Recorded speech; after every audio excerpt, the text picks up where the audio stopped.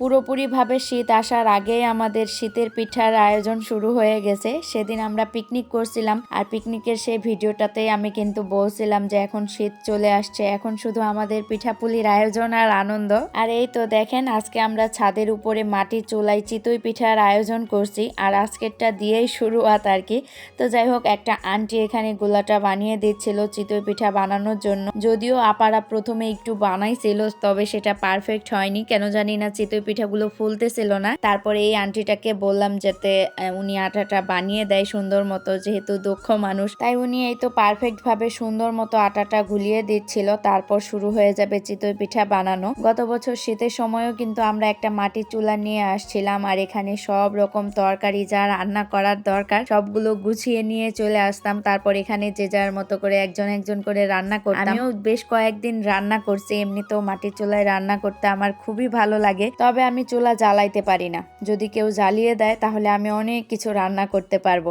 যাই হোক, সর্বপ্রথমে এই যে বড় দুইজন মেহমানকে দিয়ে দিচ্ছিলাম, প্রথমে দুইটাই ওদেরকে দিয়ে টেস্ট করাবো যে দেখো কেমন হয়েছে। ওরা তো বিশাল খুশি, অনেক আনন্দ করতেছিল, শুধু যে পিঠা খাবে সেই জন্য না, আসলে সবাই মিলে ছাদের উপর হাসাহাসি করতেছি, আড্ডা দিতেছি, এই জন্য ওরাও অনেক খুশি। ওরাও এদিক ওদিক দৌড়াচ্ছে, খেলতেছে। আবার এই যে পিঠা খাইতে ডাক দিলাম, এক দৌড়ে এসে দুইজনে পাশাপাশি বসে তো পিঠা খাচ্ছিল। ওরা অল্পখানি খাওয়ার পরে আমি ওদেরকে জিজ্ঞেস করলাম যে বলো তো এখন লবণ কি ঠিকঠাক আছে। অমনি ওরা হেসে দিছে আর বলল যে আমরা তো ছোট মানুষ, আমরা কি বলতে পারবো লবণ হয়েছে কিনা।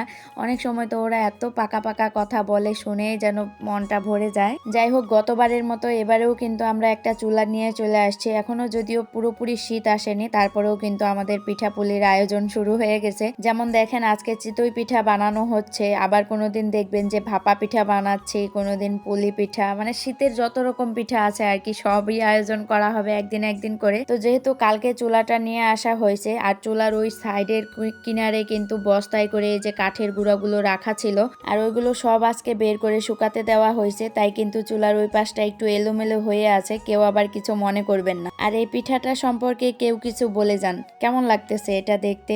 এটা কিন্তু একদম পুড়ে গেছে, যার কারণে এটা নিয়ে আমরা অনেকেই অনেক হাসাহাসি করছি, অনেক রকম কথা বলছি। শুধু কিন্তু ওই একটা পিঠাই ওইরকম ভাবে পুড়ে গেছে, আর বাকিগুলো দেখেন কি সুন্দর নরম তুলতুলে হয়েছে।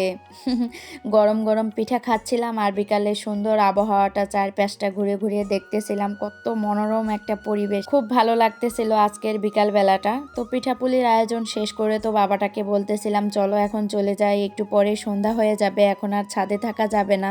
কিন্তু ও এতটাই আনন্দ পাইছে যে এখনই যাবে না, বলতেছে তুমি ছোটুকে নিয়ে চলে যাও, আমি এখানে খেলা করব। তো যাই হোক, আমি আজকের মতো চলে যাচ্ছি। আপনারা ভালো থাকবেন, আমার এই ভিডিওটি ভালো লাগলে অবশ্যই কমেন্ট করে জানাবেন। ভালো থাকবেন, আসসালামু আলাইকুম, আল্লাহ হাফেজ।